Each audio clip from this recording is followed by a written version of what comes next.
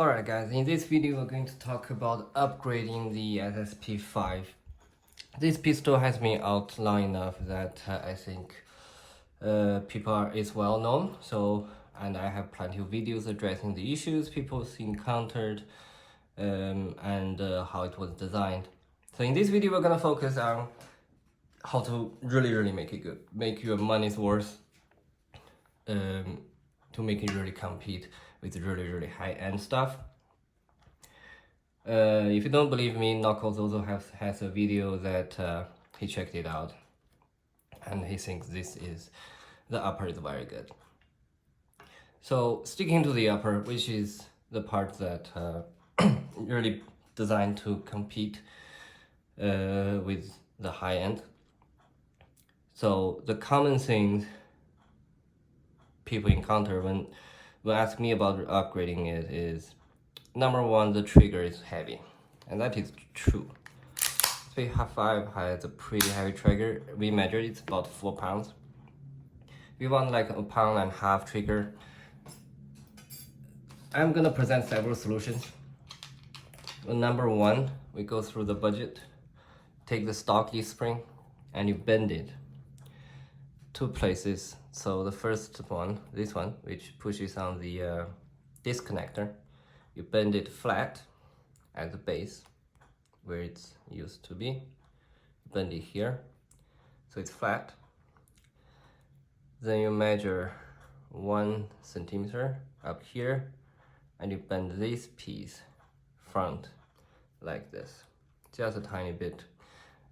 This will reduce dramatically your trigger weight because this piece here is closing on the leaf spring like this. So when it was bent here, that piece is actually pressing it back, giving it extra tension on the disconnector, not only on the disconnector but also mainly on your trigger. This was to address the SSP1 issue that back then the disconnector doesn't reset always, but nowadays you don't have the issue. Keep it well lubed, bend it like this. The travel is a lot less, and it can, you see, it actually doesn't flex at this point, flex down here. So more flexible this way. Don't touch the rest. You will get to like a 2 pound trigger immediately.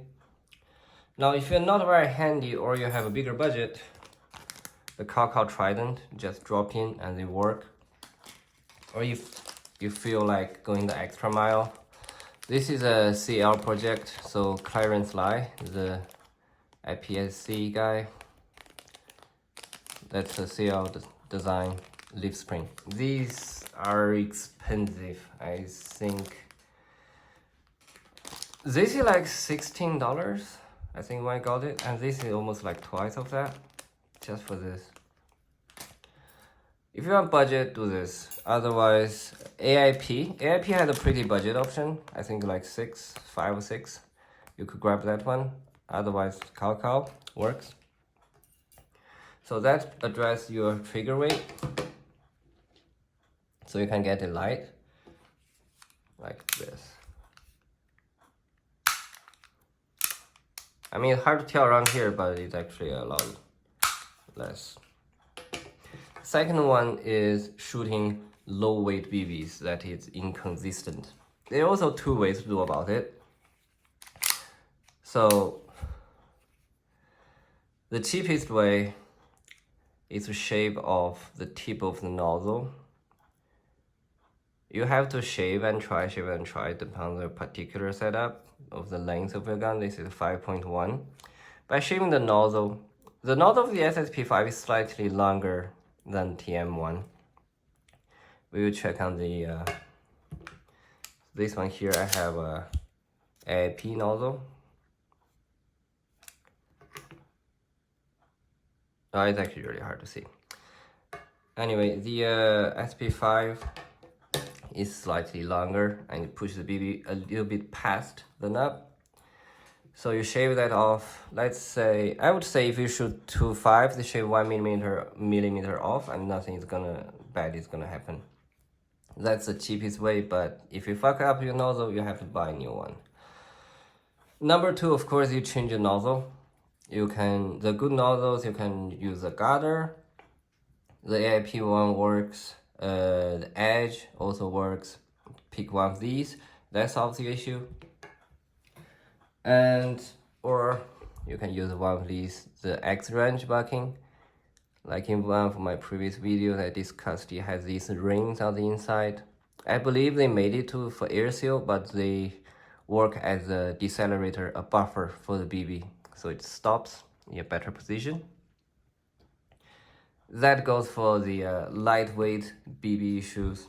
You also have 3 ways. So basically modify a stock nozzle, buy a new nozzle, combined with the bucking, or try with the bucking first. I would personally I just shave most of mine. The KG nozzles are pretty strong and they work. Number 3 is the grip fitment. Like the SP5 doesn't take other grips because it has 2 steps here that locks the grip. I'm gonna combine this with another issue of SSP5, which is the weight. It's heavy.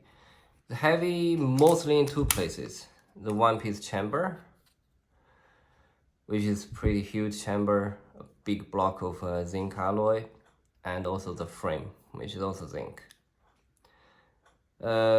So there is not a too budget way to do it, but if you are using that, if you are liking this pistol and you play with it frequently, I would seriously advise start building one of these.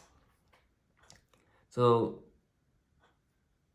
I'm gonna show the budget way, because people that pay the amount of cash for the like Gunsmith Bro or Airsoft Masterpiece or Edge frames, they already know what they're doing. So this is a 5KU frame. This is like a little bit over $100, and this is their grip, thumb safety and the grip safety, and their steel slide catch, AIP steel hammer. The disconnector and striker lock, you can use one from the SSP5. The total cost of this middle frame here, that is full aluminum, apart from here, but they also have aluminum ones. You rest your salvage from the SSP5, like the grip trigger. You get it for like under 200, definitely under 200.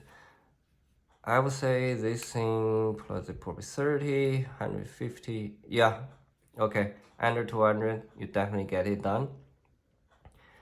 And this makes it TM grip compatible. You can use whatever grip you want on it. And the sears are slightly better on these. They are CNC sears and CNC hammers. It's gonna be smoother on the surface. And it's not a big of an investment at all. And this allows you to really build something competitive. This thing has this is like a budget full CNC build. So as I said, 5KU frame, 5KU steel slide catch, 5KU thumb safety, grip safety, AIP hammer. In able to use it, you do need aftermarket chamber. It's really hard to modify the stock chamber on the SSP5 to fit here. It's a lot of small surfaces that you have to grind to a decent amount. This is a CNC aftermarket chamber sold by Silent Industries, and they fit their TM spec, they fit TM spec frames. The grip is about the cheapest I can find. It's a KF, a Kung Fu grip, and it just happened to fit this frame perfectly. And the grip, I think, is also a little bit over 100, so it's like 300 for the lower, but full CNC, full aluminum, and you have a stock SP5 upper except the chamber. But the whole thing we're looking at under 500, you have like really light. Like this is a 6-inch, but it's lighter. With the metal grip, it's lighter than the stock SSP5. I cannot find my scale, but I'm pretty sure Knuckles at some point or somebody else will post the weight. I know the chamber is 30 grams. The chamber itself is 30 grams lighter than the stock, and the frame is gonna be a hell more than that because this is much bigger. You can do this for not a lot, and this will last a very long time. This also solves the issue of the sear bridge, which is so basically that little, okay, we won't be able to see it. It's a square piece that holds the striker. It breaks off on the side a lot of times, and the striker just tilts on the side. It does no longer work. On the advanced frame, you don't have any of this issue because it's designed to not have this issue. It's one piece, as you can see there. So I would say this is the way to go if you wanna, use it a lot. You don't want to have you don't have to worry anymore. This will last a very, very long time. The trigger pull is extremely light on these, and it feels great, looks great. Now, if money is no longer an issue, you can go a step further to do things like this. I mean, come on, doesn't this look good? I mean, I think this is one of my prettier builds ever. This is a Gunsmith Bro grip, and either a Airsoft Masterpiece or a Gunsmith Bro frame. These two combined is gonna be above almost 600. Yeah, at this point, this is just purely because I really like the design, and I couldn't, 5K doesn't have it, but I know they're making it. So you can build one of these for like half the price now. The upper, this is a stock upper that I milled down because I actually wanted black, and the back piece is just stock sanded.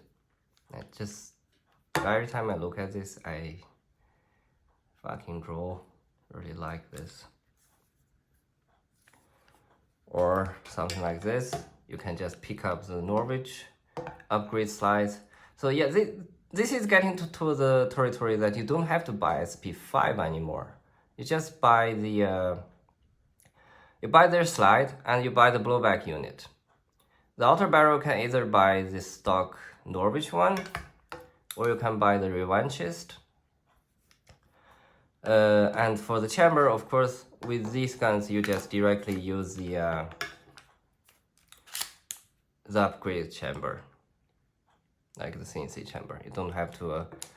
So it's actually not a lot you have to buy from Novritsch side. Just, I think they sell the blowback unit as a whole. You don't have to buy the nozzle. If nozzle, you can pick whatever you want. That all solves your issue. You just pick an edge or a garter nozzle. You put it in. Then just front back slide, pick the color you want, build it with the scheme. I mean, 5KU now, in my opinion, has one of the most complete color sets, since they make these things out of aluminum. They cannot dye with colors. Airsoft Masterpiece, they only make steel, which are a lot more limiting with color, and it's budget friendly. So definitely a good time to build your dream pistol. I mean, come on. This looks good.